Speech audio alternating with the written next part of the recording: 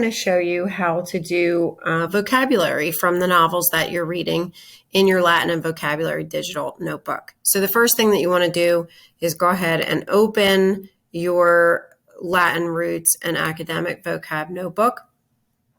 Now, as I was reading my book, I would flag words that I didn't know. And, I'm reading Into Thin Air by Jon Krakauer, which has a lot of mountaineering terms that I'm not necessarily familiar with. But I tried to focus more on words that weren't really mountaineering words, but still words that I thought were pretty difficult. And these are the words that I came up with in my novel. And notice that I added them to slide 11, which is the words vocabulary.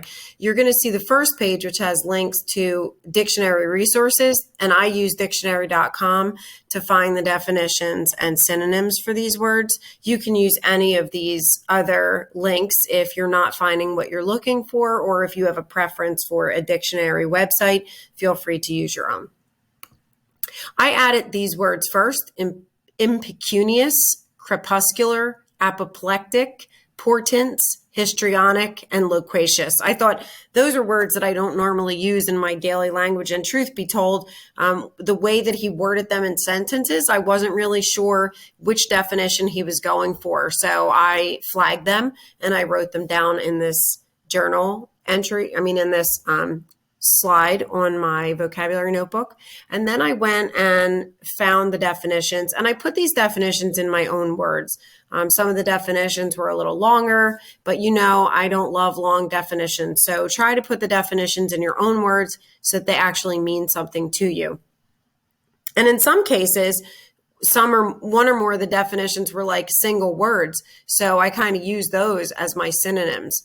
Notice up here it says synonym / antonym. So for all of these are synonyms. So notice that I'm going to put the letter S before it because I chose to use synonyms for these words. I felt like these words were so difficult that I really wasn't ready for antonyms yet. Now, if you have a word that you know the meaning and you're kind of looking for other ways to use it, antonyms are a good way to kind of figure out what the opposite of those words mean. And I think that makes you really understand the word even more deeply.